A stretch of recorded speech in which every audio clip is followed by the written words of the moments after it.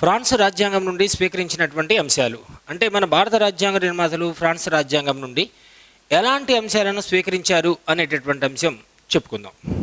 France రాజ్యాంగం నుండి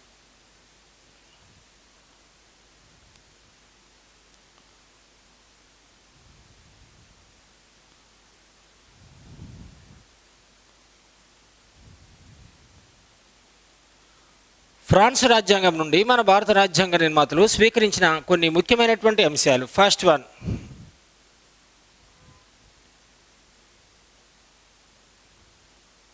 గణతంత్ర విధానం.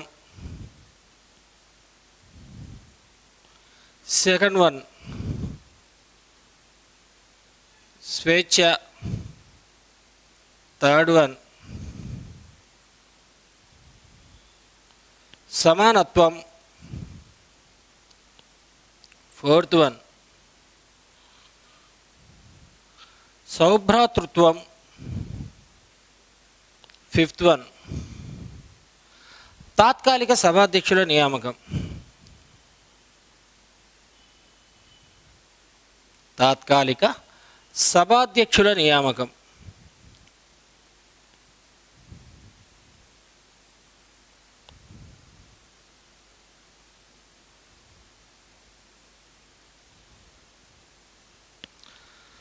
తాత్కాలిక సభాధ్యక్షుల నియామకం.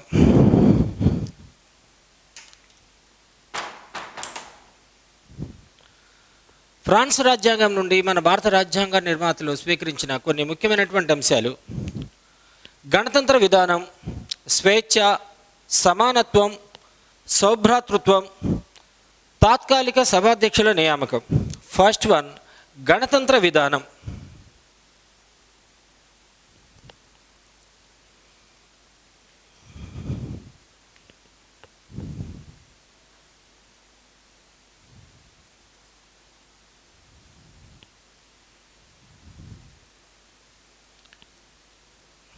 గణతంత్ర విధానం ఏంటి? గణతంత్ర విధానం అంటే గణ అనగా ప్రజలు అనే అర్థం.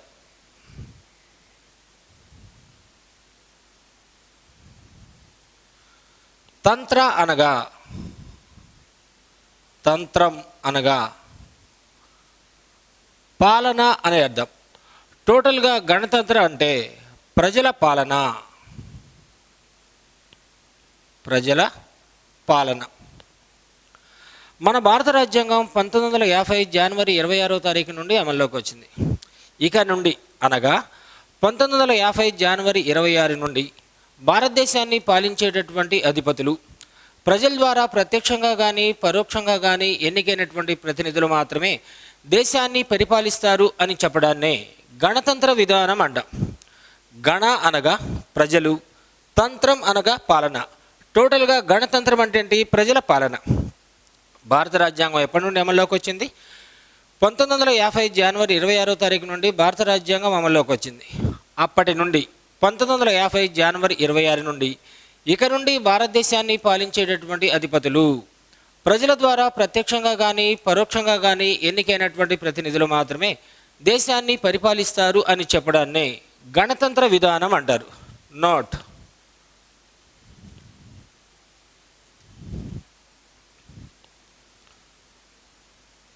1950 జనవరి 26 నుండి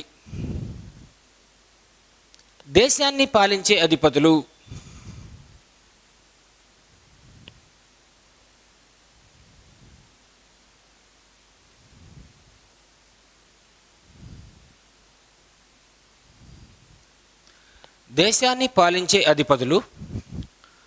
ప్రజల ద్వారా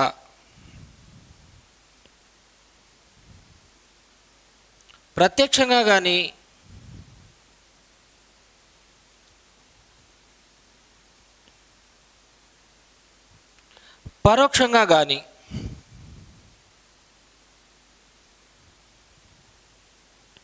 పరోక్షంగా కానీ ఎన్నికైన ప్రతినిధులు మాత్రమే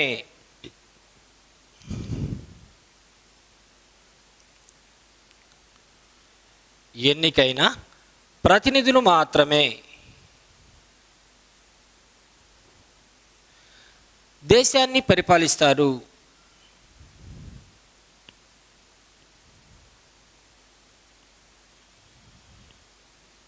అని చెప్పడాన్నే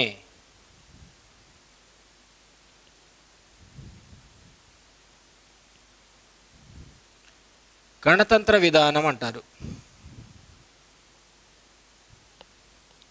ఓకే, అంటే వారసత్వ రాజకీయాలను పూర్తిగా స్వస్తి పలికి ప్రజల ద్వారా ప్రత్యక్షంగా కానీ పరోక్షంగా కానీ ఎన్నికైనటువంటి ప్రతినిధులు మాత్రమే దేశాన్ని ఇక నుండి పరిపాలిస్తారు అని చెప్పడాన్ని గణతంత్ర విధానం. మరి ప్రజల ద్వారా ప్రత్యక్షంగా ఎన్నికైనటువంటి పరిపాలనాధిపతి ఎవరు? ప్రధానమంత్రి. పరోక్షంగా ఎన్నికయ్యేటటువంటి పరిపాలనాధిపతి ఎవరు? రాష్ట్రపతి. ఇలా ప్రత్యక్షంగా కానీ పరోక్షంగా కానీ ఎన్నికైనటువంటి ప్రతినిధులు మాత్రమే దేశాన్ని పాలిస్తారు అని చెప్పడాన్నే గణతంత్ర విధానం అంటారు. నెక్స్ట్, స్వేచ్ఛ.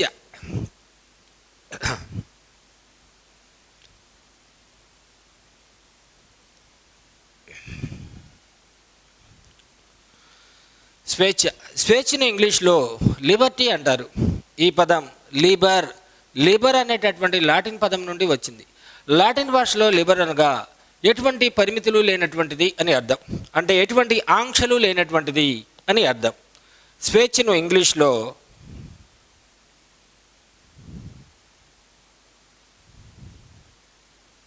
లిబర్ అంటారు.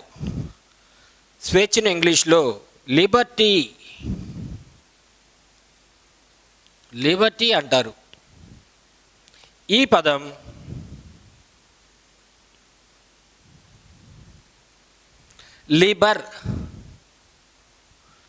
లిబర్ అనే లాటిన్ పదం నుండి వచ్చింది.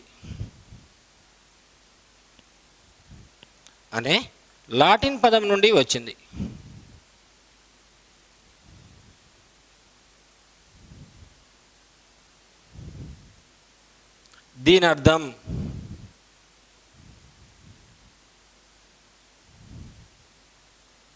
ఎటువంటి ఆంక్షలు లేకపోవడం.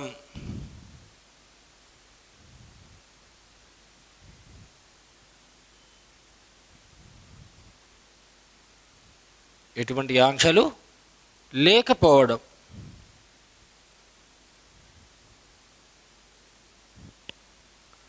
ఓకే, మరి ఈ అంశాన్ని కూడా మన భారత రాజ్యాంగ నిర్మాతలు ఎక్కడి నుండి స్వీకరించడం జరిగింది? ఫ్రాన్స్ రాజ్యాంగం నుండి స్వీకరించడం జరిగింది. ప్రముఖ రాజనీతి శాస్త్రవేత్తలు స్వేచ్ఛను 5 రకాలుగా వర్గీకరించారు. 5 రకాలుగా వర్గీకరించారు.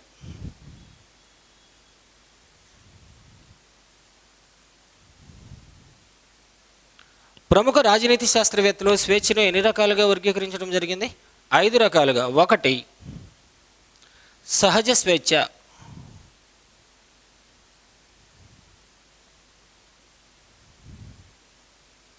2, పౌర స్వేచ్ఛ.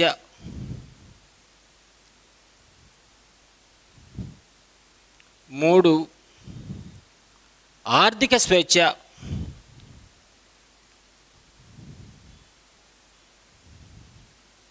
4, రాజకీయ స్వేచ్ఛ.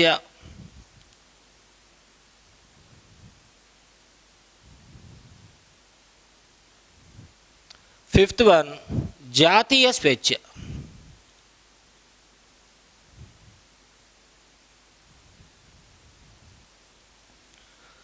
ప్రముఖ రాజనీతి శాస్త్రవేత్తలు స్వేచ్ఛను ఎన్ని రకాలుగా వర్గీకరించడం జరిగింది? 5 రకాలుగా వర్గీకరించడం జరిగింది. 1, సహజ స్వేచ్ఛ. 2, పౌర స్వేచ్ఛ. 3, ఆర్థిక స్వేచ్ఛ. 4, రాజకీయ స్వేచ్ఛ. 5, జాతీయ స్వేచ్ఛ. సహజ స్వేచ్ఛ అంటే ప్రముఖ రాజనీతి శాస్త్రవేత్త అయినటువంటి రూసో మహాశయుడు తాను రచించినటువంటి ప్రముఖమైనటువంటి గ్రంథం సామాజిక ఒడంబడిక సిద్ధాంతం, సోషల్ కాంట్రాక్ట్ థియరీ అంటాం. దీనిలో ఈ సహజ స్వేచ్ఛ గురించి ప్రత్యేకంగా తెలియచేయటం జరిగింది. అంటే ప్రాకృతిక సమాజంలో లేదా ప్రాచీన సమాజంలో, ఇప్పుడున్నటువంటి సమాజాన్ని మనం నాగరిక సమాజం అంటున్నాం. ఈ నాగరిక సమాజానికి ముందున్నటువంటి సమాజాన్నే ప్రాచీన లేదా ప్రాకృతిక సమాజం అంటాం. ఈ ప్రాకృతిక సమాజంలో నివసిస్తున్నటువంటి మానవులు అనుభవించినటువంటి అపరిమితమైనటువంటి స్వేచ్ఛను సహజ స్వేచ్ఛ అంటారు.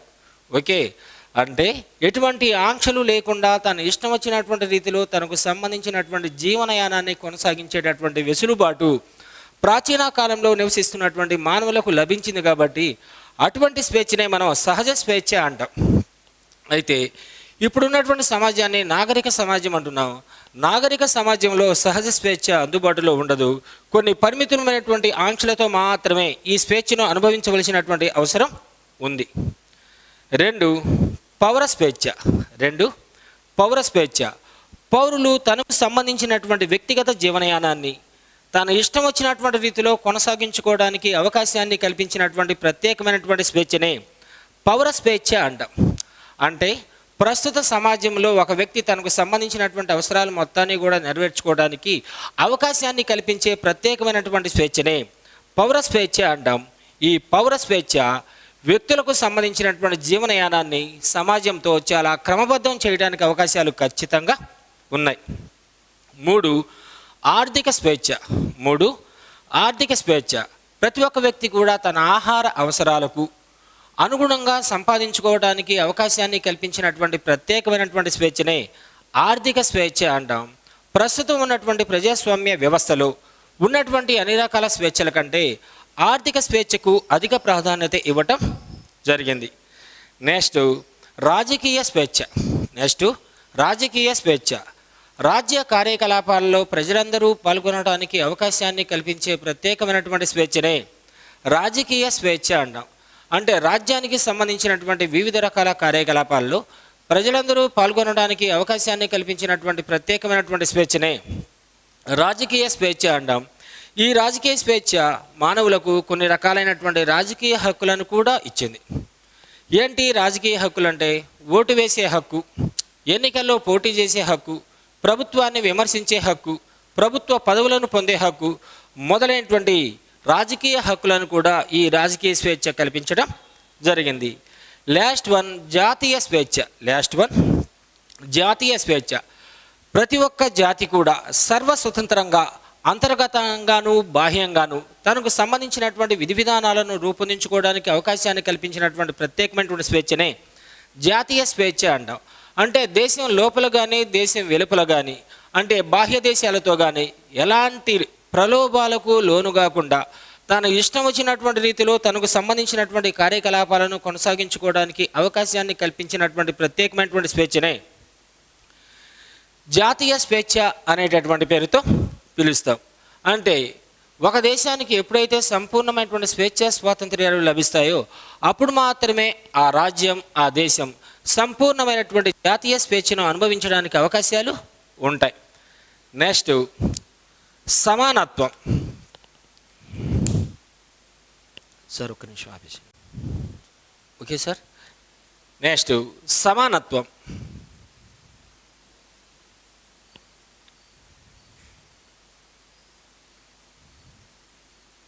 ఈక్వాలిటీ అంటారు.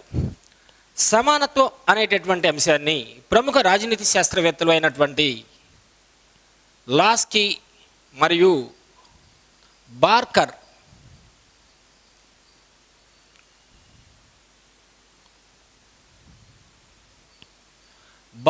మహాశయులు రెండు రకాలుగా వర్గీకరించడం జరిగింది.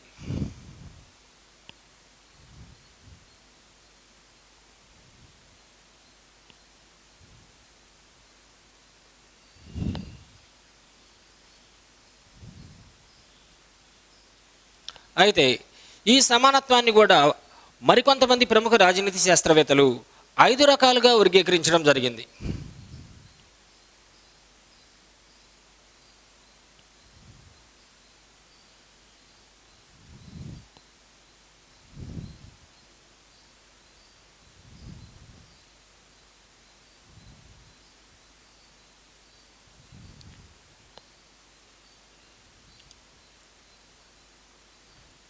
ఐదు రకాలుగా వర్గీకరించడం జరిగింది.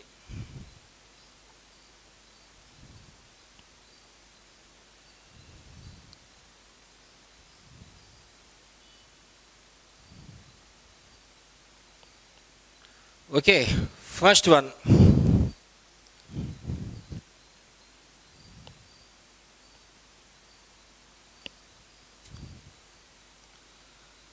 నేషనల్ ఈక్వాలిటీ, జాతీయ సమానత్వం,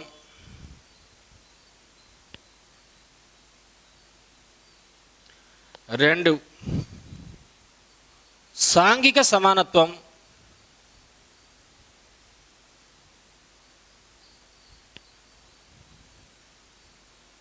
3 రాజకీయ సమానత్వం,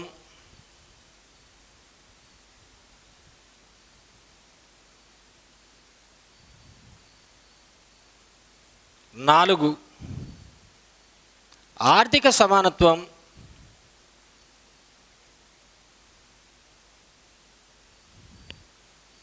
5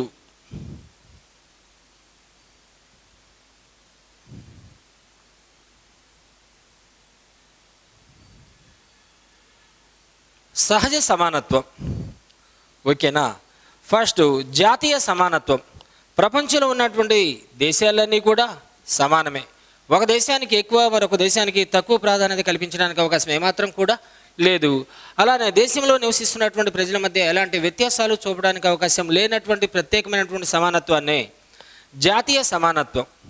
రెండో దాన్ని సోషల్ ఈక్వాలిటీ, సాంఘిక సమానత్వం. ప్రజల మధ్య ఎటువంటి ఆచారాలు, ఎటువంటి కులాలు, ఎటువంటి మతాలు, ఎటువంటి ప్రాంతాలు, ఎటువంటి వర్గాలు, ఎటువంటి లింగ వివక్షత లేకుండా అందరికీ ఒకే రకమైనటువంటి సమానమైనటువంటి అవకాశాలను కల్పించడాన్ని మనం సాంఘిక సమానత్వం అంటాం. నెక్స్ట్ రాజకీయ సమానత్వం. అంటే ప్రభుత్వ కార్యకలాపాలలో కానీ, రాజకీయ కార్యకలాపాలలో కానీ, రాజ్యానికి సంబంధించినటువంటి కార్యకలాపాలలో కానీ ప్రజలందరూ పాల్గొనడానికి అవకాశాన్ని కల్పించే ప్రత్యేకమైనటువంటి సమానత్వాన్నే రాజకీయ సమానత్వం అంటాం. తర్వాత ఆర్థిక సమానత్వం. దేశంలో నివసిస్తున్నటువంటి ప్రజల మధ్య సాధ్యమైనంత వరకు ఆర్థిక అసమానతలను తగ్గించాలి అంటే ధనిక పేదరిక వర్గాల మధ్య ఉన్నటువంటి వ్యత్యాసాలను సాధ్యమైనంత వరకు తగ్గించాలి, అందరికీ ఒకే రకమైనటువంటి అవకాశాలను అందుబాటులో ఉంచాలి అనేటటువంటి సమానత్వాన్నే ఆర్థిక సమానత్వం. లాస్ట్ వన్ సహజ సమానత్వం. అంటే ప్రకృతి పరంగా వచ్చినటువంటి అసమానతలను ప్రజలందరూ లేదా పౌరులందరూ అభిలషిస్తున్నారు. అంటే ప్రకృతి పరంగా వచ్చినటువంటి అసమానతలను అంటే ఏంటి? ప్రకృతి పరంగా వచ్చినటువంటి అసమానతలు అన్నట్లయితే దీని మీనింగు పుట్టుక పరంగా, నైపుణ్యం పరంగా, తెలివితేటల పరంగా, శక్తి సామర్థ్యాల పరంగా దేశంలో నివసిస్తున్నటువంటి పౌరులందరూ ఒకే రకమైనటువంటి సామర్థ్యాన్ని వ్యక్తం చేయడానికి అవకాశం ఏమాత్రం కూడా లేదు. ఒకళ్ళు పొట్టిగా ఉంటారు, ఒకళ్ళు పొడువుగా ఉంటారు, ఒకళ్ళు తెలివిగల వాళ్ళు ఉంటారు, కొంతమంది బద్ధకస్తులు ఉంటారు. ఇలాంటి అసమానతలను అయితే మనం భరిస్తాం, కానీ కృత్రిమంగా ఏర్పాటు చేసినటువంటి అసమానతలను భరించడానికి అవకాశం ఏమాత్రం కూడా లేదు. దాన్ని మనం సహజ సమానత్వం అనేటటువంటి పేరుతో పిలుస్తున్నాం. నెక్స్ట్ సౌభ్రాతృత్వం. దేశంలో నివసిస్తున్నటువంటి ప్రజల మధ్య జాతీయ సమైక్యతా స్ఫూర్తిని నింపాలి. ప్రజల మధ్య ఎలాంటి వ్యత్యాసాలు లేకుండా చూడాలి. దేశంలో ఉన్నటువంటి పౌరులందరూ కూడా సమానులే, అందరి మధ్య కూడా సోదరభావం ఉండాలి అనేటటువంటి ఉద్దేశాన్ని వ్యక్తం చేయడాన్ని మనం సౌభ్రాతృత్వం అనేటటువంటి పేరుతో పిలుస్తాం. లాస్ట్ వన్ తాత్కాలిక సభాధ్యక్షుల నియామకం. వీళ్ళని మనం ప్రిసైడింగ్ ఆఫీసర్స్ అంటాం. అంటే పార్లమెంటరీ సమావేశాలను నిర్వహించడానికి సజావుగా, సక్రమంగా, నీతిగా, నిజాయితీగా, నిష్పక్షపాతంగా నిర్వహించడానికి సభలో ఉన్నటువంటి సభ్యులందరూ కూడా ఒక అభ్యర్థిని స్పీకర్ గాను, మరొక అభ్యర్థిని డిప్యూటీ స్పీకర్ గాను ఎన్నుకుంటారు. వీళ్ళనే మనం సభాధ్యక్షులు అంటాం. అయితే ఇలాంటి సమావేశాలకు స్పీకర్ మరియు డిప్యూటీ స్పీకర్ లేదా సభాధ్యక్షులు అందుబాటులో లేనటువంటి సందర్భాలలో సభా కార్యకలాపాలను సజావుగా నిర్వహించడానికి భారత రాష్ట్రపతి ద్వారా నియమించబడేటటువంటి ప్రత్యేకమైనటువంటి అభ్యర్థులనే తాత్కాలిక సభాధ్యక్షులు అనేటటువంటి పేరుతో పిలుస్తాం. సభా కార్యకలాపాలకు ఇప్పుడున్నటువంటి సభాధ్యక్షులు అందుబాటులో లేకపోయినట్లయితే, అంటే స్పీకర్ మరియు డిప్యూటీ స్పీకర్లు అందుబాటులో లేకపోయినట్లయితే ప్రస్తుత సమావేశాలను సజావుగా నిర్వహించాలి అనేటటువంటి ఉద్దేశంతో రాష్ట్రపతి ద్వారా నియమించబడే ప్రత్యేకమైనటువంటి అభ్యర్థినే తాత్కాలిక సభాధ్యక్షుడు అనేటటువంటి పేరుతో పిలుస్తాం. నోట్: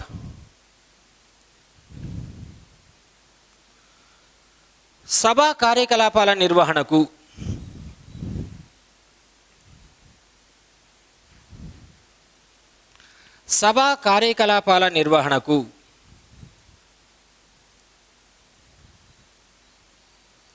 సభాధ్యక్షులు అందుబాటులో లేనటువంటి సందర్భాలలో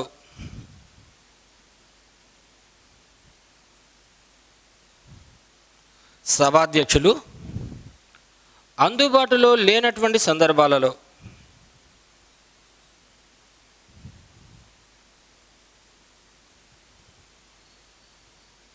సభాధ్యక్షులు అందుబాటులో లేనటువంటి సందర్భాలలో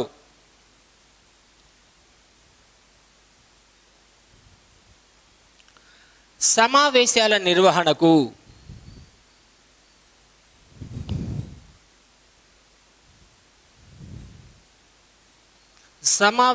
నిర్వహణకు రాష్ట్రపతి ద్వారా నియమించబడే అభ్యర్థినే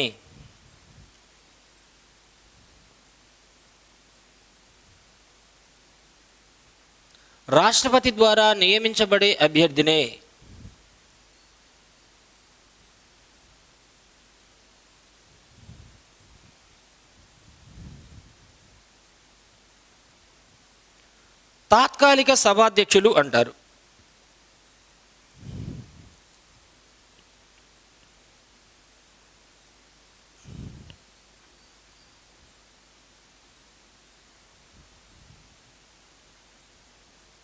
ఓకే, ఇవన్నీ కూడా మనం ఏ దేశ రాజ్యాంగం నుండి స్వీకరించడం జరిగింది? ఫ్రాన్స్ రాజ్యాంగం నుండి స్వీకరించడం జరిగింది మన భారత రాజ్యాంగ నిర్మాతలు. గణతంత్ర విధానం, స్వేచ్ఛ, సమానత్వం, సౌభ్రాతృత్వం. స్వేచ్ఛ గురించి మామూలుగా ఇప్పుడు దొరికేటటువంటి పాలిటీ బుక్స్లో మనకు లభ్యమవ్వదు. పొలిటికల్ సైన్స్, రాజనీతి శాస్త్రం అనేటటువంటి అంశంలో మాత్రమే ఈ అంశాలు ఉంటాయి. దీని గురించి లైట్గా చెప్పడం జరిగింది. స్వేచ్ఛను ఎన్ని రకాలుగా వర్గీకరించడం జరిగింది, అలానే సమానత్వాన్ని ఎన్ని రకాలుగా వర్గీకరించడం జరిగింది. సౌభ్రాతృత్వం అంటే ఏంటి? సోదర భావం.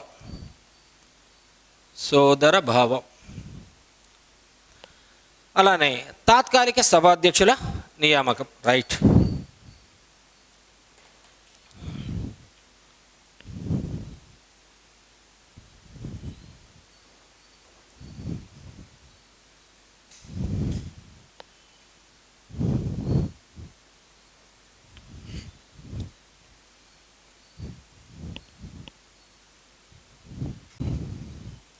నెక్స్ట్, రష్యా రాజ్యాంగం నుండి స్వీకరించినటువంటి అంశాలు.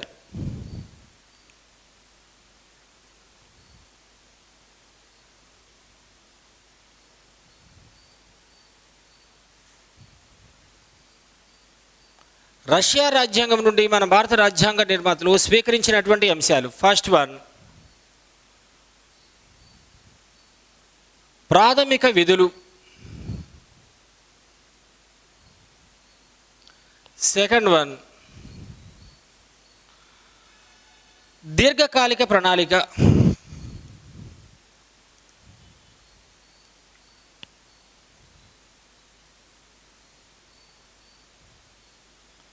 థర్డ్ వన్, సామ్యవాద భావాలు.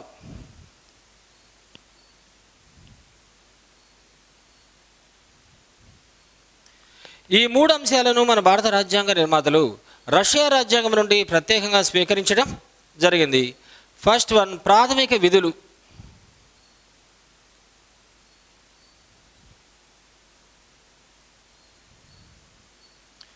దీని గురించి భారత రాజ్యాంగంలో 4A విభాగం 51A అనేటటువంటి అధికరణంలో 4A విభాగంలోని 51A అనేటటువంటి అధికరణంలో ప్రాథమిక విధులను గురించి ప్రత్యేకంగా చెప్పడం, లేదా ప్రాథమిక విధులకు సంబంధించినటువంటి పూర్తి సమాచారాన్ని మనకు తెలియచేయడం జరిగింది. విధి అనగా ధర్మం, కర్తవ్యం, బాధ్యత అని అర్థం. విధి అనగా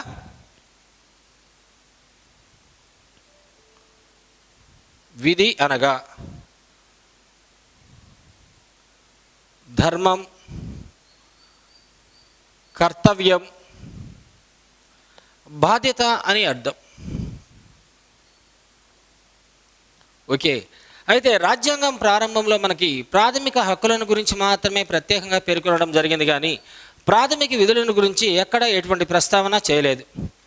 అయితే 1972 సంవత్సరంలో చేసినటువంటి 42వ రాజ్యాంగ సవరణ చట్టం ద్వారా డాక్టర్ స్వరణ్ సింగ్ కమిటీ ఇచ్చినటువంటి ప్రత్యేకమైనటువంటి సిఫార్సుల మేరకు 8 రకాల ప్రాథమిక విధులను రష్యా రాజ్యాంగం నుండి స్వీకరించడం జరిగింది మన భారత రాజ్యాంగ నిర్మాతలు. మిగిలిన 2 రకాల ప్రాథమిక రెండు రకాల ప్రాథమిక విధులను మన భారత ప్రభుత్వమే ప్రత్యేకంగా ఏర్పాటు చేయడం జరిగింది. కాబట్టి 1976లో అంటే ప్రారంభంలో మనకున్నటువంటి మొత్తం ప్రాథమిక విధులు ఎన్ని అన్నట్లయితే కేవలం 10 రకాలే. ప్రస్తుతం మనకున్నటువంటి ప్రాథమిక విధుల సంఖ్య 11. నోట్.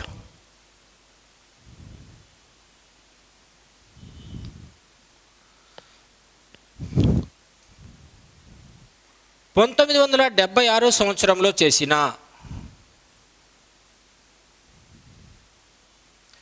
42వ రాజ్యాంగ సవరణ చట్టం సిఏ కాన్స్టిట్యూషనల్ అమెండ్మెంట్ యాక్ట్ 42వ రాజ్యాంగ సవరణ చట్టం ద్వారా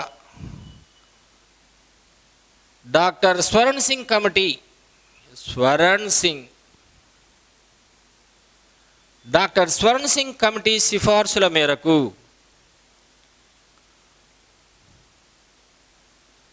డాక్టర్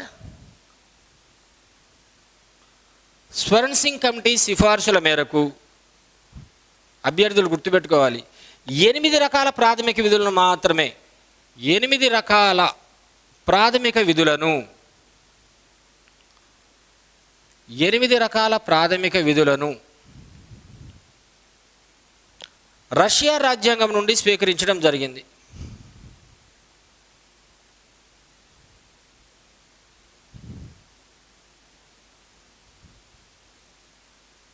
రష్యా రాజ్యాంగం నుండి స్వీకరించారు.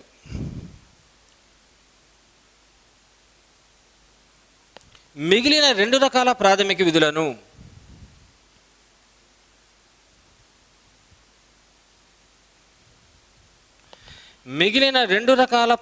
విధులను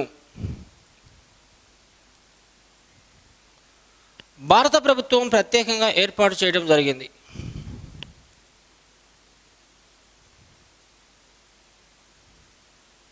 భారత ప్రభుత్వం ఏర్పాటు చేసింది.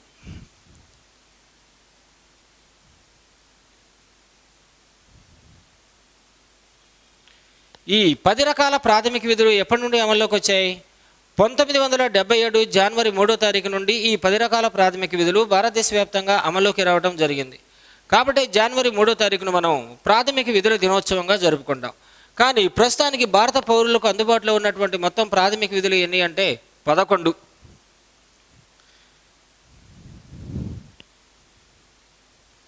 ఈ 10 రకాల ప్రాథమిక విధులు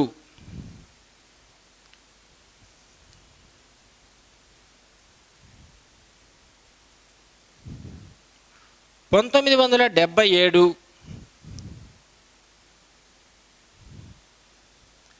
జనవరి 3 నుండి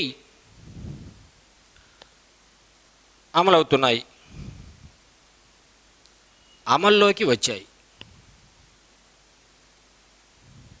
కాబట్టి జనవరి 3ను ప్రాథమిక విధుల దినోత్సవంగా జరుపుకుంటారు.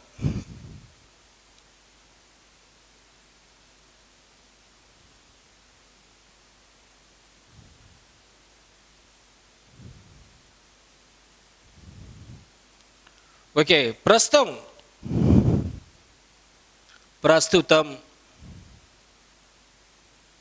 ప్రాథమిక విధులు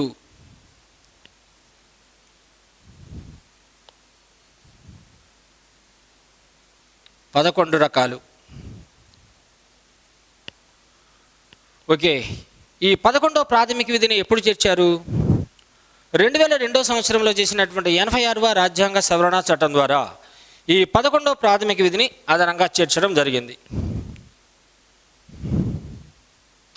2002 86వ రాజ్యాంగ సవరణ చట్టం ద్వారా ఈ విధిని చేర్చారు. ఓకే, ఈ 11వ ప్రాథమిక విధి ఎప్పటి నుండి అమల్లోకి వచ్చింది అంటే 2002 డిసెంబర్ 12వ తారీఖు నుండి 11వ ప్రాథమిక విధి అమల్లోకి రావటం జరిగింది. ఆ 11వ ప్రాథమిక విధి 6 నుండి 14 సంవత్సరాల లోపు బాలబాలికలకు వారికి కావలసినటువంటి విద్యా సౌకర్యాలను అందించవలసినటువంటి ప్రధానమైనటువంటి బాధ్యత వారి తల్లిదండ్రులదే. 6 నుండి 14 సంవత్సరాల లోపు బాలబాలికలకు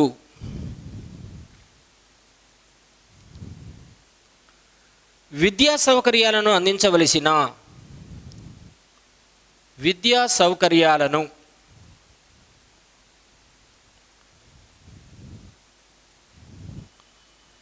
అందించవలసిన ప్రధానమైన బాధ్యత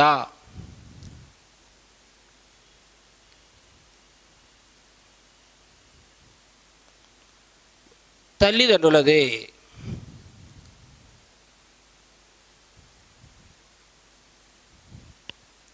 ఓకే, నెక్స్ట్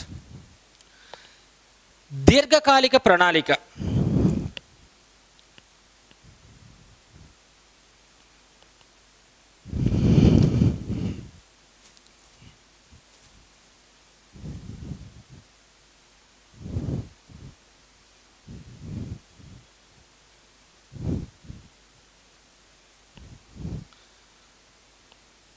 అందరికీ తెలుసు ప్రాథమిక విధులు. జాతీయ గీతాన్ని, జాతీయ పతాకాన్ని గౌరవించాలి. స్వాతంత్ర సమరయోధుల యొక్క ఉదాత్త ఆశయాలను కాపాడాలి.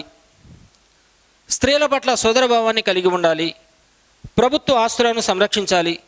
ప్రభుత్వానికి సకాలంలో పన్నులు చెల్లించాలి. ఇలాంటి ప్రాథమిక విధులతో పాటుగా అదనంగా 11వ ప్రాథమిక విధిని కూడా చేర్చడం జరిగింది. ఆ 11వ ప్రాథమిక విధే 6 నుండి 14 సంవత్సరాల లోపు బాలబాలికలకు వారికి కావలసినటువంటి విద్యా సౌకర్యాలను ప్రొవైడ్ చేయవలసినటువంటి మెయిన్ రెస్పాన్సిబిలిటీ వారి పేరెంట్స్దే. నెక్స్ట్ దీర్ఘకాలిక ప్రణాళిక.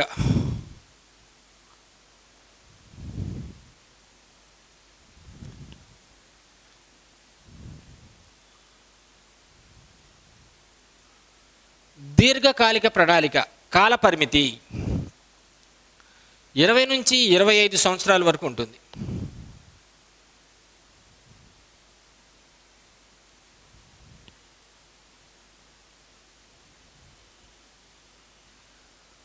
వాస్తవంగా ఒక దేశం అన్ని రంగాల పరంగా సర్వతోముఖాభివృద్ధిని సాధించాలి అంటే ప్రణాళికలు ఉండవలసినటువంటి అవసరం ఎంతైనా ఉంది.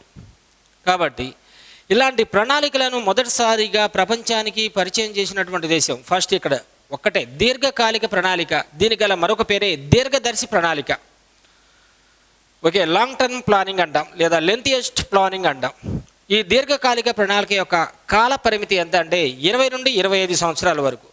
అంటే తమ దేశం అన్ని రంగాల పరంగా సర్వతోముఖాభివృద్ధిని సాధించాలి అంటే వారు వారు ఏర్పాటు చేసుకున్నటువంటి లక్ష్యాలను సాధించుకోవడానికి తీసుకున్నటువంటి ప్రత్యేకమైనటువంటి సమయం 20 నుంచి 25 సంవత్సరాల కాల పరిమితి మధ్య ఉన్నట్లయితే అటువంటి దాన్నే మనం దీర్ఘదర్శి లేదా దీర్ఘకాలిక ప్రణాళిక అంటాం. అయితే ప్రణాళికలను ప్రపంచానికి మొదటిసారిగా పరిచయం చేసినటువంటి దేశం ఏది అంటే రష్యా. ఎప్పుడు? 1917 సంవత్సరంలో. రష్యా మొదటిసారిగా 1921 సంవత్సరంలో విద్యుత్ రంగంలో ప్రణాళికలను ఇంట్రడ్యూస్ చేయడం జరిగింది. ఆ తరువాత 1925 సంవత్సరం నుండి రష్యా అన్ని డిపార్ట్మెంట్లో కూడా ప్రణాళికలను విస్తరించడం జరిగింది. ఆ తర్వాత రష్యా మొదటి పంచవర్ష ప్రణాళిక కాలం 1928 నుంచి 1933 వరకు. అయితే 1929 సంవత్సరంలో ప్రపంచవ్యాప్తంగా ఆర్థిక మాంద్య పరిస్థితులు ఏర్పడ్డాయి. ఆర్థిక మాంద్య పరిస్థితులు అన్నాం అంటే ఏంటి? ధరల స్థాయి పూర్తిగా పతనమైపోవడాన్ని మనం ఆర్థిక మాంద్య పరిస్థితులు అన్నాం.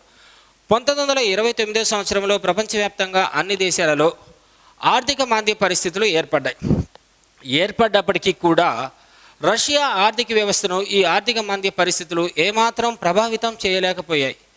ఎందుకు ప్రభావితం చేయలేకపోయాయి అంటే రష్యా 1928 నుంచి 1933 మధ్యకాలంలో ప్రత్యేకంగా ప్రణాళికలను ఏర్పాటు చేయటం జరిగింది. కాబట్టి రైట్ ఇక్కడ రాస్తున్నాను. ఫస్ట్ ప్రపంచానికి ప్రణాళికలను పరిచయం చేసినటువంటి దేశం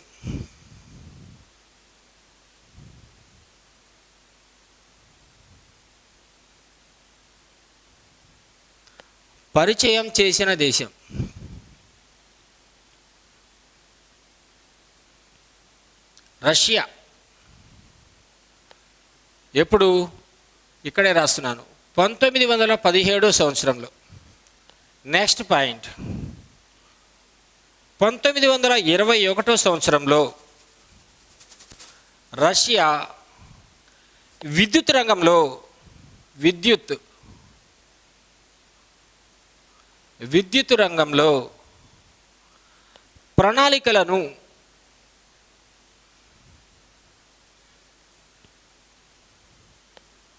రూపొందించడం జరిగింది.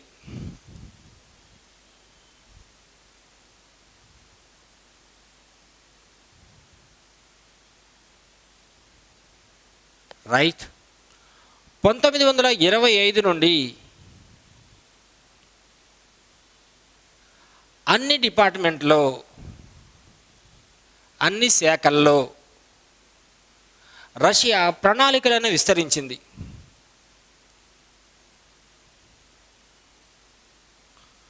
ప్రణాళికలను విస్తరించింది.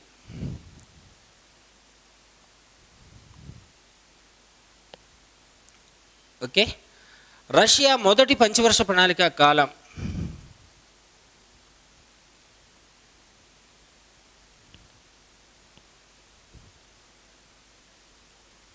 మొదటి పంచవర్ష ప్రణాళిక.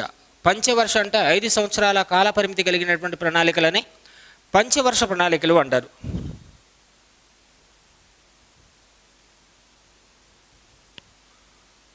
(1928) నుంచి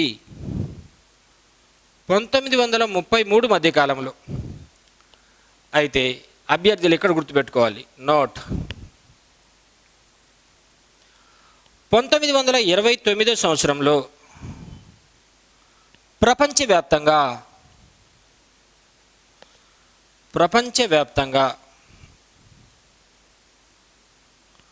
ఆర్థిక మాంద్య పరిస్థితులు ఏర్పడ్డాయి. ఆర్థిక మాంద్య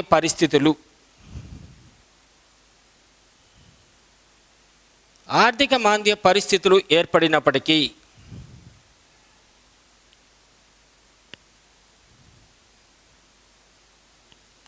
రష్యా ఆర్థిక వ్యవస్థను ఏమాత్రం ప్రభావితం చేయలేకపోవడం జరిగింది.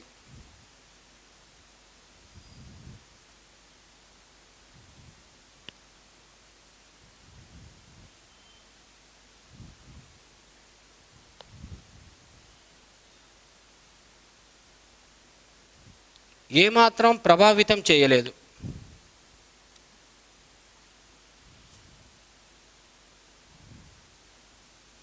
ఎందుకు చేయలేదు అంటే 1928 సంవత్సరం నుండి రష్యా మొదటి పంచవర్ష ప్రణాళికను తన దేశవ్యాప్తంగా అమలు చేయడం జరిగింది కాబట్టి. అయితే మరికొంతమంది ఆర్థిక శాస్త్రవేత్తలు 1929 సంవత్సరంలో ప్రపంచవ్యాప్తంగా ఏర్పడినటువంటి ఆర్థిక మాంద్య పరిస్థితులు రష్యా ఆర్థిక వ్యవస్థను కూడా ప్రభావితం చేశాయి. రష్యా ఆర్థిక వ్యవస్థ కూడా కుదేలైంది. రష్యా ఆర్థిక వ్యవస్థ కూడా చిన్నభిన్నమైంది. కానీ ఈ రష్యా ఆర్థిక వ్యవస్థ గురించి ప్రపంచ దేశాలకు తెలియకుండా ఉండడానికి రష్యా ఒక ప్రత్యేకమైనటువంటి వ్యవస్థను ఏర్పాటు చేసింది. దాన్ని మనం గ్లాస్ కర్టెన్ ఆర్థిక వ్యవస్థ అంటాం. ఏమంటాం? గ్లాస్ కర్టెన్ ఆర్థిక వ్యవస్థ. గ్లాస్ కర్టెన్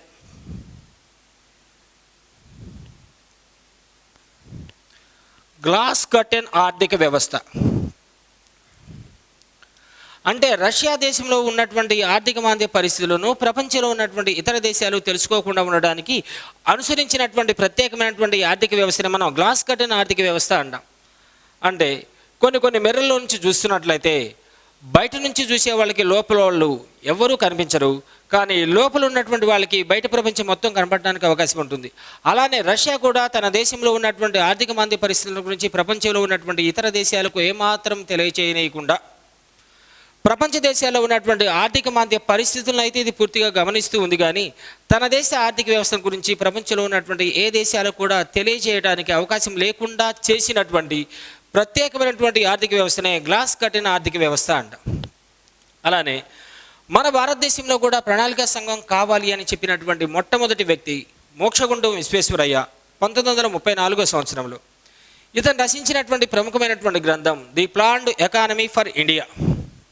ఇక్కడ రాస్తున్నాను, భారతదేశంలో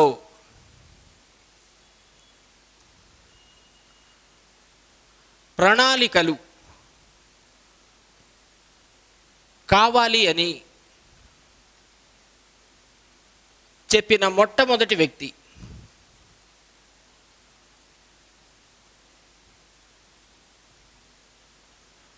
మొదటి వ్యక్తి మోక్షగుండం విశ్వేశ్వరయ్య.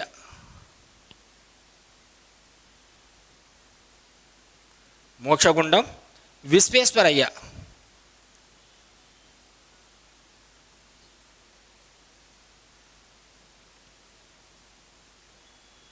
ఇతను రచించినటువంటి గ్రంథం the planned economy for India.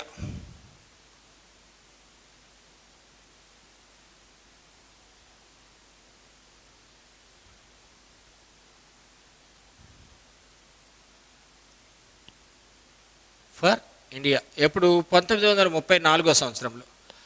భారతదేశానికి ప్రణాళికలు కావాలి అని చెప్పినటువంటి ప్రముఖ స్వాతంత్ర సమరయోధుడు ఎవరు అంటే సుభాష్ చంద్రబోస్.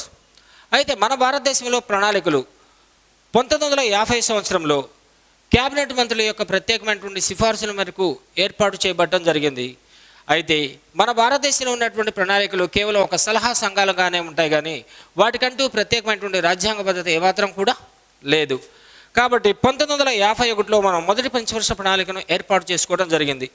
1951 నుంచి 2017 వరకు మనకున్నటువంటి మొత్తం ప్రణాళికలు 12 పంచవర్ష ప్రణాళికలు, 2 వార్షిక ప్రణాళికలు. ఈ 12 పంచవర్ష ప్రణాళికలకు, 2 వార్షిక ప్రణాళికలకు మన భారత ప్రభుత్వం చేసినటువంటి ఖర్చు అక్షరాల 200 లక్షల కోట్ల రూపాయలు. మొదటి ప్రణాళికను మినహాయించి మిగిలిన అన్ని రకాల ప్రణాళికలు మనం పూర్తిగా విఫలం చెందడం జరిగింది. కాబట్టి కాలం చెల్లినటువంటి ప్రణాళిక రంగం లేదా ప్రణాళిక వ్యవస్థ ఉన్నా ఒకటే లేకపోయినా ఒకటే అనేటటువంటి ఉద్దేశంతో 2014 సంవత్సరంలో అధికారంలోకి వచ్చినటువంటి ఎన్డీఏ కూటమి 2015 జనవరి 1వ తారీఖు నుండి ఒక ప్రత్యేకమైనటువంటి ఆర్గనైజేషన్ని, ఒక ప్రత్యేకమైనటువంటి వ్యవస్థను ఏర్పాటు చేసింది. దాన్నే మనం ఏమంటాం, నీతి ఆయోగ్ అంటాం, national institutions for transforming India. ఇది 2015 జనవరి 1వ తారీఖు నుండి పనిచేయటం ప్రారంభించింది. రైట్. అలానే వార్షిక ప్రణాళికలు గల మరొక పేరు ఏది అంటే పొట్టి ప్రణాళికలు అంటారు, లేదా పిగ్మీ ప్రణాళికలు అనేటటువంటి పేరుతో పిలుస్తారు. నెక్స్ట్ సామ్యవాద భావాలు.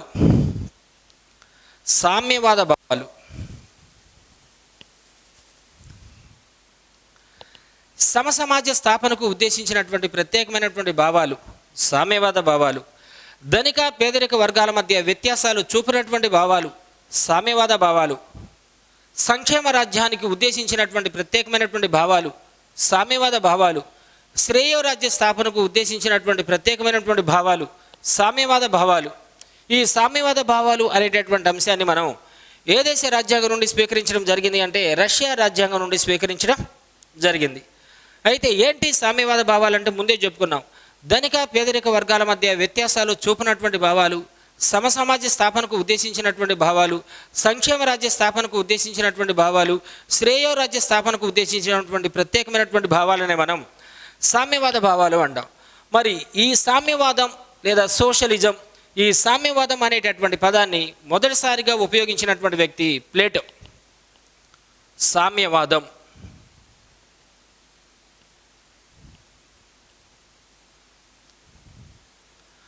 అనే దానిని మొదటిసారిగా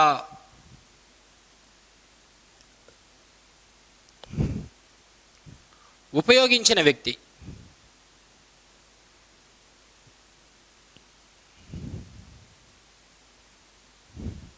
ప్లేటో మహాశయుడు. ప్లేటో తర్వాత సామ్యవాద భావాలను గురించి ప్రపంచానికి పరిచయం చేసినటువంటి వ్యక్తులు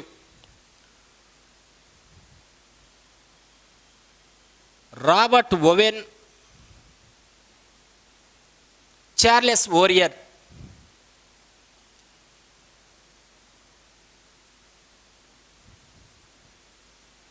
రాబర్ట్ ఓవెన్, చార్లెస్ ఓరియర్ అంటే మనం ఇప్పుడు దాకా చెప్పుకున్నటువంటి భావాలు ప్రపంచంలో స్వేచ్ఛ స్వాతంత్ర్యాలు సంపాదించుకున్నటువంటి ప్రతి ఒక్క దేశానికి కూడా బాగా నచ్చడం జరిగింది. ఎందుకు? సమసమాజ స్థాపనకు ఉద్దేశించినటువంటి ప్రత్యేకమైనటువంటి భావాలు కాబట్టి. ఇంత ప్రాధాన్యత కలిగినటువంటి సామ్యవాదం అనేటటువంటి అంశాన్ని మొదటిసారిగా చెప్పినటువంటి వ్యక్తి ప్లేటో తర్వాత సామ్యవాద భావాలను ప్రపంచానికి పరిచయం చేసినటువంటి వ్యక్తులు రాబర్ట్ ఓవెన్ మరియు చార్లెస్ ఓరియర్. ఈ ముగ్గురుని, ఎవరిని? ప్లేటో, రాబర్ట్ ఓవెన్, చార్లెస్ ఓరియర్, ఈ ముగ్గురిని మనం కాల్పనిక సామ్యవాదులు లేదా ఊహాజనిత సామ్యవాదులు అంటారు. కాల్పనిక లేదా ఊహాజనిత సామ్యవాదులు అంటారు. ఊహాజనిత సామ్యవాదులు అంటారు.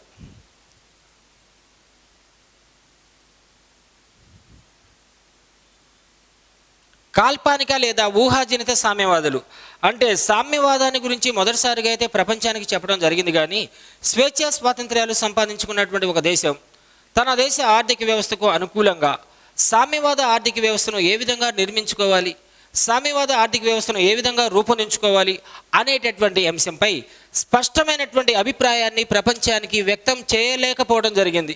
అంటే సామ్యవాద ఆర్థిక వ్యవస్థను ఈ విధంగా ఏర్పాటు చేయొచ్చు, సామ్యవాద ఆర్థిక వ్యవస్థను ఇంకో రకంగా ఏర్పాటు చేయొచ్చు అని కేవలం కలలు మాత్రమే కన్నారు. కానీ నిజంగా స్వేచ్ఛా స్వాతంత్ర్యాలు సంపాదించుకున్నటువంటి ఒక దేశం తన దేశ అవసరాలకు అనుగుణంగా ఒక ప్రత్యేకమైనటువంటి సామ్యవాద ఆర్థిక వ్యవస్థను ఏ విధంగా నిర్మించుకోవాలి అనేటటువంటి అంశంపై వీరు స్పష్టమైనటువంటి అభిప్రాయాన్ని వ్యక్తం చేయలేకపోవడం జరిగింది. కాబట్టి వీళ్ళని మనం ఊహాజనిత లేదా కాల్పనిక సామ్యవాదులు అనేటటువంటి పేరుతో పిలుస్తాం.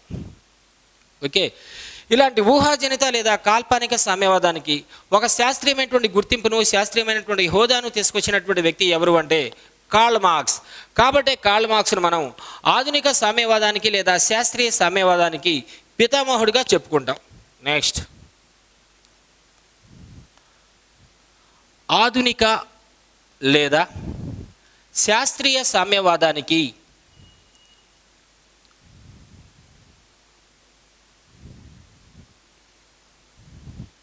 పితామహుడు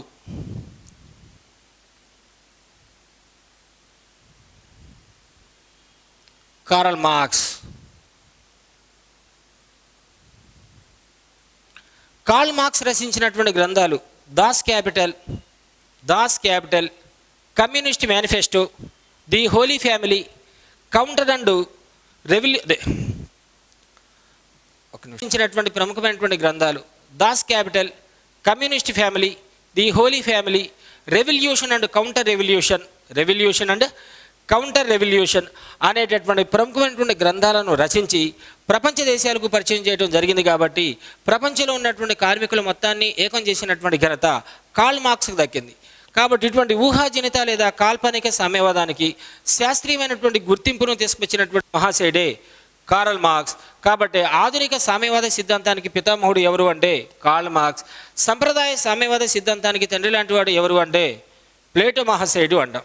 ఓకే, అయితే ఆ రోజుల్లో ప్రతి ఒక్కళ్ళు కూడా కేవలం సామ్యవాదం గురించి మాత్రమే మాట్లాడటం జరిగింది. ఎందుకు? సామ్యవాద భావాలు ప్రపంచంలో ఉన్నటువంటి దేశాలను చాలా అమితంగా ఆకర్షించడం జరిగింది. ఎవరు మాట్లాడినా కూడా సామ్యవాద భావాల గురించే మాట్లాడటం జరిగింది. రైట్, ఫలితంగా అందరూ ధరించడం వల్ల తన ఆకారాన్ని కోల్పోయిన టోపీ లాంటిదే సామ్యవాదం. అసలు సామ్యవాదం యొక్క లక్ష్యం ఏంటి? సమసమాజ స్థాపన. ఈ ఉద్దేశం కాస్త పక్కన పెట్టిపోయి అందరూ ధరించడం వల్ల తన ఆకారాన్ని కోల్పోయిన టోపీ లాంటిదే సామ్యవాదం అని చెప్పినటువంటి వ్యక్తి ఎవరు అంటే సిఈఎం జోర్డ్.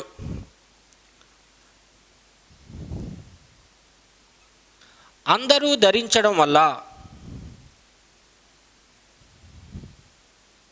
తన ఆకారాన్ని కోల్పోయిన టోపీ లాంటిదే సామ్యవాదం.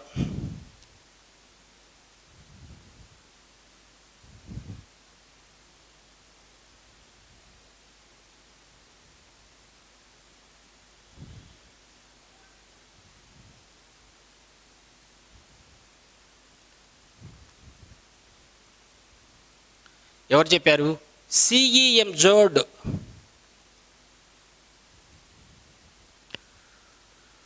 ఓకే, ఈ అంశాలు రైట్. నెక్స్ట్,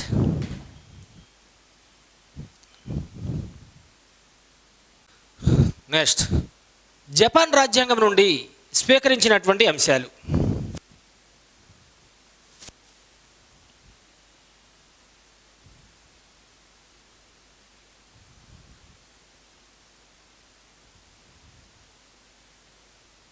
జపాన్ రాజ్యాంగం నుండి మన భారత రాజ్యాంగ నిర్మాతలు స్వీకరించినటువంటి అంశాలు. ఫస్ట్ వన్, 21వ నిబంధనలో పేర్కొన్న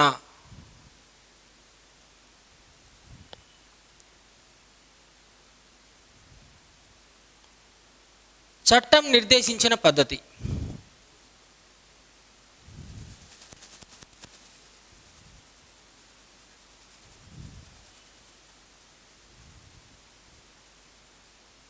ప్రొసీజర్ ఎస్టాబ్లిష్డ్ బై లా అనేటటువంటి అంశాన్ని మన భారత రాజ్యాంగ నిర్మాతలు ఎక్కడి నుండి స్వీకరించడం జరిగింది? జపాన్ రాజ్యాంగం నుండి స్వీకరించడం జరిగింది.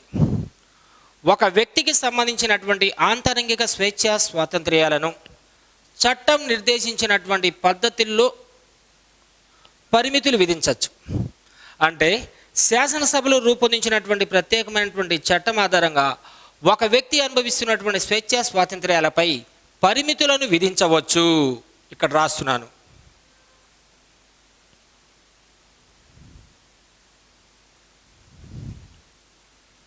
చట్టం నిర్దేశించిన పద్ధతిలో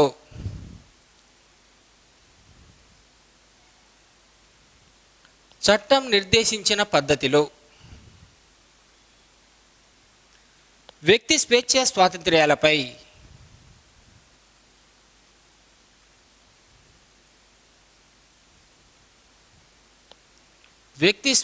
స్వాతంత్ర్యాలపై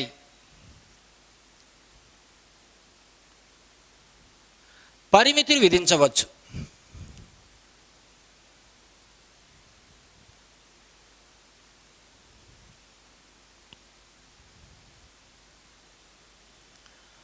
అంటే శాసనసభలో రూపొందించినటువంటి ఏదైనా ఒక ప్రత్యేకమైనటువంటి చట్టాన్ని ఆధారంగా చేసుకొని పౌరులు అనుభవిస్తున్నటువంటి స్వేచ్ఛ స్వాతంత్ర్యాలపై కొన్ని రకాల పరిమితులు విధించవచ్చు. దీనే మనం చట్టం నిర్దేశించినటువంటి పద్ధతి లేదా ప్రొసీజర్ ఎస్టాబ్లిష్డ్ బై లా అనేటటువంటి పేరుతో పిలుస్తాం. ఈ నిబంధన కార్యనిర్వాహక శాఖ యొక్క అధికార దుర్వినియోగానికి వ్యతిరేకంగా ఇవ్వడం జరిగింది, కానీ శాసనసభలో రూపొందించినటువంటి చట్టాలకు రక్షణగా ఇవ్వడం. ఈ నిబంధన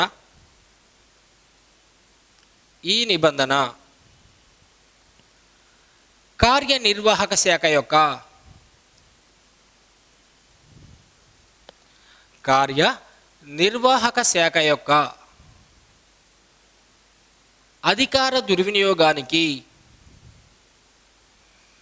అధికార దుర్వినియోగానికి వ్యతిరేకంగా మాత్రమే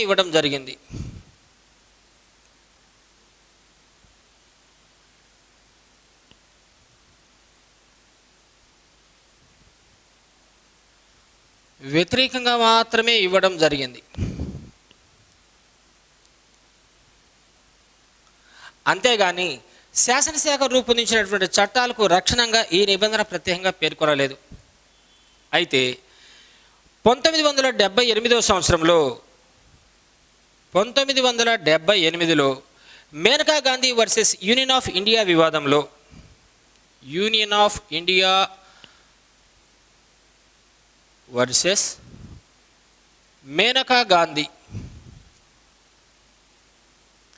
మేనకా గాంధీ వివాదంలో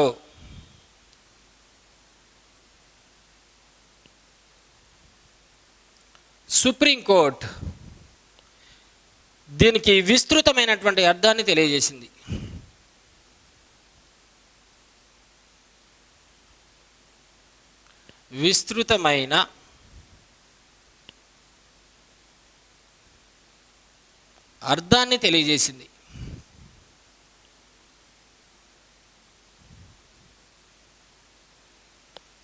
అంటే మేనకా గాంధీ పాస్పోర్ట్కు సంబంధించినటువంటి ప్రత్యేకమైనటువంటి వివాదం. ప్రజా సంక్షేమం దృష్ట్యా మేనకా గాంధీ ఎలాంటి సందర్భాల్లో కూడా విదేశీ ప్రయాణాలు చేయడానికి అవకాశం లేదు అని చెప్పి ఆ పాస్పోర్ట్ను ఢిల్లీ ఎయిర్పోర్ట్కు సంబంధించినటువంటి అధికారులు స్వాధీనం చేసుకోవడం జరిగింది. ఆ సందర్భంలో మేనకా గాంధీ తనకు సంబంధించినటువంటి వ్యక్తిగత స్వేచ్ఛా స్వాతంత్ర్యాలను ఉద్దేశిస్తూ అత్యున్నత న్యాయస్థానమైనటువంటి సుప్రీంకోర్టులో కేసు దాఖలు చేయడం జరిగింది. ఈ వివాదంలో ఈ చట్టం నిర్దేశించినటువంటి పద్ధతికి మన భారత అత్యున్నత న్యాయస్థానమైనటువంటి సుప్రీంకోర్టు చాలా విస్తృతమైనటువంటి అర్థాన్ని తెలియజేస్తూ due process of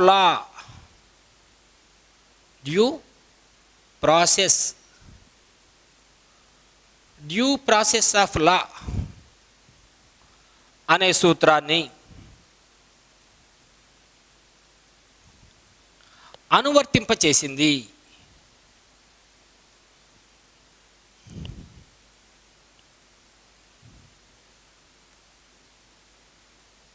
due process of law అనేటటువంటి సూత్రాన్ని మనం ఎక్కడి నుండి స్వీకరించడం జరిగిందంటే అమెరికా నుండి స్వీకరించడం జరిగింది. ఏంటి డ్యూ ప్రాసెస్ ఆఫ్ లా అంటే ప్రభుత్వాలు ఒక వ్యక్తికి సంబంధించినటువంటి స్వేచ్ఛా స్వాతంత్ర్యాలను హరించడానికి ప్రత్యేకంగా చట్టాల ద్వారా అయితే అటువంటి స్వేచ్ఛా స్వాతంత్ర్యాలను హరించి వేయడానికి అవకాశాలు ఉన్నాయి. అయితే ఇలా ప్రభుత్వాలు రూపొందించినటువంటి చట్టాలు కూడా సహజ న్యాయ సూత్రాలకు అనుగుణంగా ఉండాలి, ధర్మబద్ధంగా ఉండాలి, అంతిమంగా సమంజసంగా ఉండాలి. అంటే ప్రభుత్వం ఎంచుకున్నటువంటి చట్టం లేదా ప్రభుత్వం రూపొందించినటువంటి చట్టం లేదా ప్రభుత్వం యొక్క చర్య మంచిగా ఉన్నప్పటికీ ఆ ప్రక్రియను పూర్తి చేయడానికి ఎంచుకున్నటువంటి విధి విధానాలు సక్రమంగా లేకపోయినట్లయితే అటువంటి పనులు చెల్లుబాటు కావు అని చెప్పడాన్నే డ్యూ ప్రాసెస్ ఆఫ్ లా అనే అంటాం. ఇంకొకసారి డ్యూ ప్రాసెస్ ఆఫ్ లా అనేటటువంటి అంశాన్ని ఎక్కడి నుంచి? అమెరికా రాజ్యాంగం నుండి స్వీకరించడం జరిగింది. ఏంటి డ్యూ ప్రాసెస్ ఆఫ్ లా అంటే? ప్రభుత్వాలు రూపొందించినటువంటి చట్టాలు ధర్మబద్ధంగా ఉండాలి, సహజ న్యాయ సూత్రాలకు అనుగుణంగా ఉండాలి, అంతిమంగా సమంజసంగా ఉండాలి, ప్రజలందరూ ఆమోదించే విధంగా ఉండాలి. ఓకే, ప్రభుత్వం యొక్క ఉద్దేశం మంచిదైనప్పటికీ ఆ ఉద్దేశాన్ని పూర్తి చేయడానికి ఎంచుకున్నటువంటి ప్రక్రియ సక్రమంగా లేకపోయినట్లయితే అటువంటి పనులు చెల్లుబాటు కావు అని చెప్పడాన్నే డ్యూ ప్రాసెస్ ఆఫ్ లా అనేటటువంటి పేరుతో పిలుస్తాం.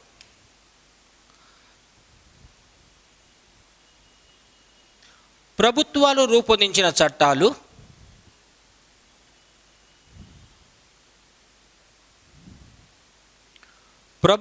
రూపొందించిన చట్టాలు సహజ న్యాయ సూత్రాలకు అనుగుణంగా ఉండాలి. సహజ న్యాయ సూత్రాలకు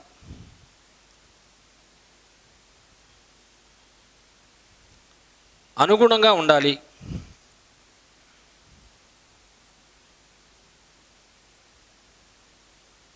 ధర్మబద్ధంగా ఉండాలి. అంతిమంగా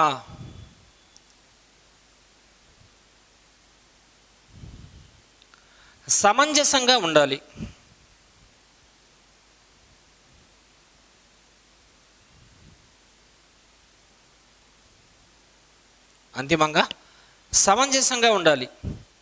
ఓకే, ప్రభుత్వం యొక్క ఉద్దేశం మంచిదే అయినప్పటికీ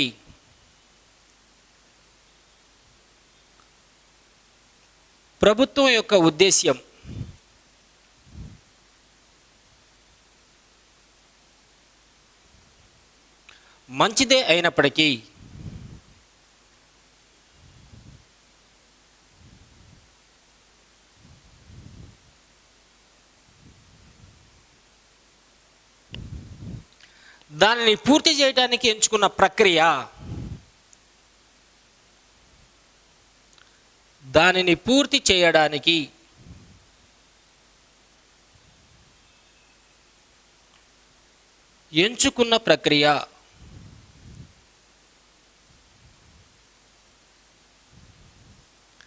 సక్రమంగా లేనట్లయితే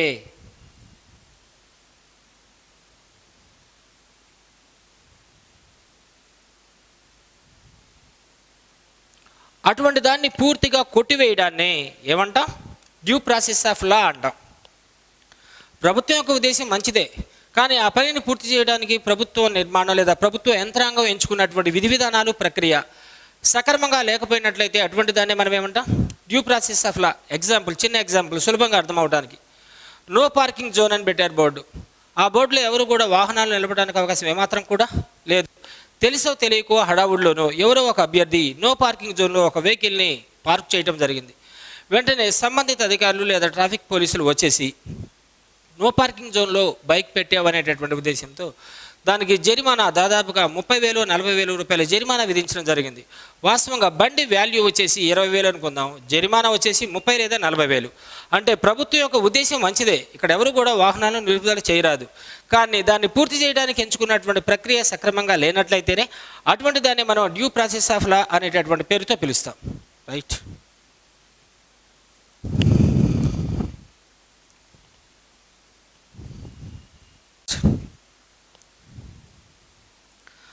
భారత రాజ్యాంగం స్వతహాగా ఏర్పాటు చేసుకున్న కొన్ని ప్రత్యేకమైనటువంటి అంశాలు. భారత రాజ్యాంగం స్వతహాగా ఏర్పాటు చేసుకున్న, అంటే మరి ఏ ఇతర రాజ్యాంగం నుండి స్వీకరించకుండా తన అవసరాలకు తనంతట తానే ఏర్పాటు చేసుకున్న కొన్ని ప్రత్యేకమైనటువంటి అంశాలు ఈ విధంగా ఉన్నాయి. భారత రాజ్యాంగం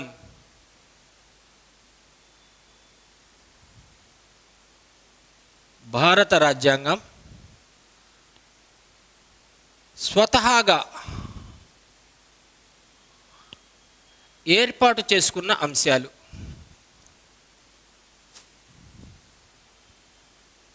ఒరిజినల్ ఫీచర్స్ అంటాం. ఏర్పాటు చేసుకున్న అంశాలు అంటే మన భారత రాజ్యాంగ నిర్మాతలు ప్రపంచంలో మరి ఏ ఇతర రాజ్యాంగం నుండి కాకుండా మనంతరం మనమే మన దేశ అవసరాలకు అనుగుణంగా కొన్ని ప్రత్యేకమైనటువంటి విలక్షణమైనటువంటి అంశాలను రూపొందించుకోవడం జరిగింది. వాటి గురించి ఫస్ట్ వన్, రాష్ట్రపతిని ఎన్నుకునే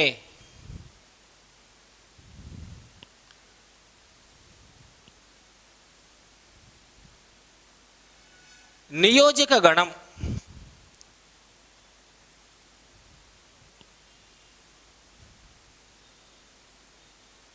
నెక్స్ట్, ఏకీకృత సమగ్ర న్యాయ వ్యవస్థ. ఏకీకృత సమగ్ర న్యాయ వ్యవస్థ.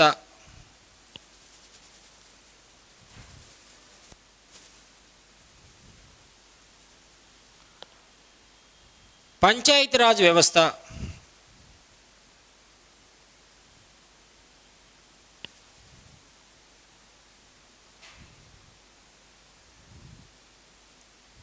అఖిల భారత సర్వీసులు.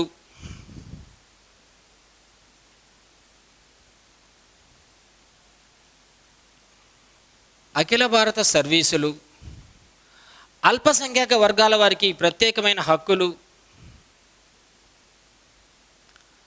అల్పసంఖ్యాక వర్గాల వారికి ప్రత్యేకమైన హక్కులు.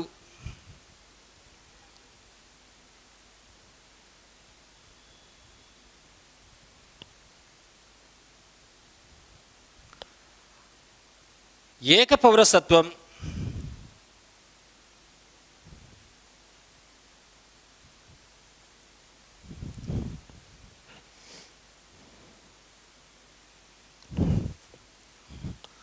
సెవెంత్ వన్, రక్షిత వివక్షత.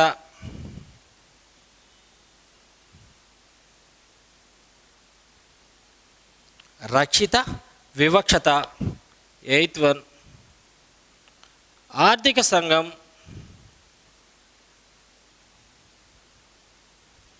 నైన్త్ వన్, కేంద్ర రాష్ట్ర పబ్లిక్ సర్వీస్ కమిషన్లు.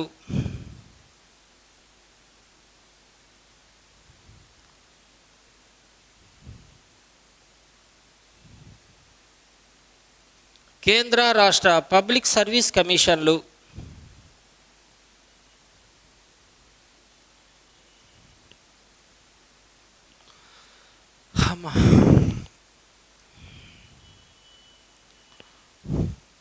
లాస్ట్ వన్,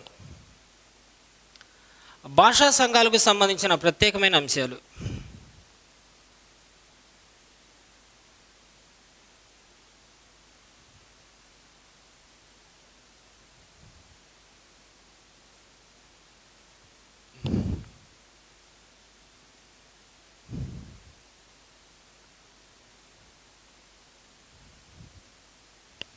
ఈ అంశాలు మొత్తాన్ని కూడా మన భారత రాజ్యాంగ నిర్మాతలు తమంతట తామే ప్రత్యేకంగా ఏర్పాటు చేసుకున్నటువంటి కొన్ని ప్రత్యేకమైనటువంటి అంశాలు ఇవి. ఫస్ట్ వన్, రాష్ట్రపతిని ఎన్నుకునే నియోజక గణం అంటున్నాను. రాష్ట్రపతిని ఎన్నుకునే నియోజక గణంలో ఉన్నటువంటి సభ్యులు మూడు రకాలుగా ఉంటారు. ఒకటి, పార్లమెంటు ఉభయ సభలకు ఎన్నికైనటువంటి సభ్యులు. రెండు, రాష్ట్ర విధాన సభలకు ఎన్నికైనటువంటి సభ్యులు. మూడు, ఢిల్లీ పాండిచేరి విధాన సభలకు ఎన్నికైనటువంటి సభ్యులు. వీళ్ళనే మనం నియోజక గణ సభ్యులు లేదా ఎన్నికల గణ సభ్యులు లేదా ఎలక్టోరల్ కాలేజ్ మెంబర్స్ అనేటటువంటి పేరుతో పిలుస్తాం. ఓకే, భారత రాష్ట్రపతిని ఎన్నుకునేటటువంటి సభ్యులు ఎన్ని రకాలుగా ఉంటారు? మూడు రకాలుగా. ఒకటి, పార్లమెంటు ఉభయ సభలకు ఎన్నికైనటువంటి సభ్యులు. పార్లమెంటు ఉభయ సభలకు ఎన్నికైనటువంటి సభ్యులు, రాష్ట్ర విధాన సభలకు ఎన్నికైనటువంటి సభ్యులు, ఢిల్లీ పాండిచేరి విధాన సభలకు ఎన్నికైనటువంటి సభ్యులు. వాళ్ళని మనం రాష్ట్రపతిని ఎన్నుకునే నియోజక గణం అంటాం. నెక్స్ట్, ఏకీకృత సమగ్ర న్యాయ వ్యవస్థ. మన భారతదేశంలో సుప్రీంకోర్టును ఏకీకృత సమగ్ర న్యాయ వ్యవస్థగా ఏర్పాటు చేయడం జరిగింది. ఎందుకు? భారత రాజ్యాంగాన్ని సంరక్షించాలన్నా, భారత రాజ్యాంగాన్ని వ్యాఖ్యానించాలన్నా, అలానే కేంద్ర రాష్ట్ర ప్రభుత్వాల మధ్య సంబంధాలను మెరుగుపరచాలి అన్నా, సమైక్య స్ఫూర్తిని పెంపొందించాలి అన్నా కూడా స్వతంత్ర ప్రతిపత్తి గల ఒక ఏకీకృత సమగ్ర న్యాయ వ్యవస్థను కావాలనే మన భారత రాజ్యాంగ నిర్మాతలు ప్రత్యేకంగా ఏర్పాటు చేయడం జరిగింది. దాన్ని మనం సుప్రీంకోర్టు అంటాం. తర్వాత పంచాయతీరాజ్ వ్యవస్థ, దీన్ని మనం స్థానిక ప్రభుత్వాలు అనేటటువంటి పేరుతో కూడా పిలవచ్చు. అంటే కేంద్ర రాష్ట్ర ప్రభుత్వాలు బహిరంగ పనిచేస్తున్నట్లుగా కనిపిస్తున్నాయి. కాబట్టి ఈ రెండు రకాల ప్రభుత్వాలే కాకుండా మూడో రకమైనటువంటి ప్రభుత్వాన్ని కూడా మన భారత రాజ్యాంగ నిర్మాతలు ప్రత్యేకంగా స్వతహాగా ఏర్పాటు చేయడం జరిగింది. దాన్నే మనం స్థానిక ప్రభుత్వాలు లేదా పంచాయతీరాజ్ వ్యవస్థ అనేటటువంటి పేరుతో పిలుస్తాం. ఓకే, ఈ స్థానిక ప్రభుత్వాలను రెండు రకాలుగా వర్గీకరించడం జరిగింది. వాస్తవంగా స్థానిక ప్రభుత్వాలను ఎందుకు ఏర్పాటు చేసుకున్నాం? కేంద్ర రాష్ట్ర ప్రభుత్వాల యొక్క పరిభారాన్ని సాధ్యమైనంత వరకు తగ్గించాలి, స్థానికంగా ఉన్నటువంటి సమస్యలకు శాశ్వత పరిష్కార మార్గాలను కనుగొనాలి, స్థానికులను కూడా ప్రత్యక్ష రాజకీయాల్లో భాగస్వాములను చేయాలి అనేటటువంటి ఉద్దేశంతో ఎన్ని రకాలుగా వర్గీకరించుకోవడం జరిగింది స్థానిక ప్రభుత్వాలను? రెండు రకాలుగా. ఒకటి గ్రామీణ స్థానిక ప్రభుత్వాలు, రెండు పట్టణ స్థానిక ప్రభుత్వాలు. తర్వాత ఆల్ ఇండియా పబ్లిక్ సర్వీసెస్, అఖిల భారత సర్వీసులను కూడా ఏర్పాటు చేయడం జరిగింది స్వతహాగానే మన భారత రాజ్యాంగ నిర్మాతలు. అలానే అల్పసంఖ్యాక వర్గాల వారికి ప్రత్యేకమైనటువంటి హక్కులు, అంటే మైనారిటీలకు ఉన్నటువంటి స్వేచ్ఛ స్వాతంత్ర్యాలను కాపాడటానికి, వాళ్ళని అన్ని రంగాల పరంగా ముందుకు తీసుకెళ్ళడానికి కొన్ని ప్రత్యేకమైనటువంటి రైట్స్ని, కొన్ని ప్రత్యేకమైనటువంటి హక్కులను అందుబాటులో ఉంచడం జరిగింది. అలానే ఏక పౌరసత్వం, మన భారతదేశంలో జాతీయ సమైక్యతా స్ఫూర్తిని పెంపొందించాలి అనేటటువంటి ఉద్దేశంతో కాశ్మీర్ నుండి కన్యాకుమారి వరకు ఏ మారుమూల ప్రాంతంలో జన్మించినటువంటి వ్యక్తి అయినప్పటికీ కూడా ఒకే ఒక పౌరసత్వాన్ని అందుబాటులో ఉంచడం జరిగింది మన భారత రాజ్యాంగ నిర్మాతలు. తర్వాత రక్షిత వివక్షత, అంటే ప్రొటెక్టివ్ డిస్క్రిమినేషన్ అంటారు ఇంగ్లీష్లో. అంటే రక్షిత వివక్షత అంటే సమానులకు సమానమైనటువంటి ప్రాధాన్యత, అసమానులకు అసమానమైనటువంటి ప్రాధాన్యతను కల్పించాలి. సమానులకు సమానమైనటువంటి ప్రాధాన్యత, అసమానులకు అసమానమైనటువంటి ప్రాధాన్యతను కల్పించాలి. ఏ ఇద్దరు సమానులను కూడా అసమానులుగా గుర్తించరాదు, ఏ ఇద్దరు అసమానులను కూడా సమానులుగా పరిగణించరాదు. అంటే ఎవరికి ఇవ్వవలసినటువంటి గుర్తింపు, ఎవరికి ఇవ్వవలసినటువంటి ప్రాధాన్యత వారికి మాత్రమే ఇవ్వాలి. అంటే సమానులను అసమానులుగా, అసమానులను సమానులుగా గుర్తించడానికి అవకాశం లేనటువంటి ప్రత్యేకమైనటువంటి విధానాన్ని రక్షిత వివక్షత. అలానే ఆర్థిక సంఘం, కేంద్ర రాష్ట్ర ప్రభుత్వాల మధ్య వనరులను సక్రమంగా పంపిణీ చేయాలి అనేటటువంటి ఉద్దేశంతో ఒక ప్రత్యేకమైనటువంటి ఆర్థిక సంఘాన్ని ఏర్పాటు చేయటం జరిగింది. అలానే కేంద్ర మరియు రాష్ట్ర పబ్లిక్ సర్వీస్ కమిషన్లు, భాషా సంఘాలకు సంబంధించిన కొన్ని ప్రత్యేకమైనటువంటి అంశాలు, ఈ అంశాలు మొత్తాన్ని కూడా మన భారత రాజ్యాంగ నిర్మాతలు స్వతహాగా ఏర్పాటు చేసుకోవడం జరిగింది. దీంతో భారత రాజ్యాంగ రచనకు సంబంధించినటువంటి టోటల్ టాపిక్ పూర్తయింది.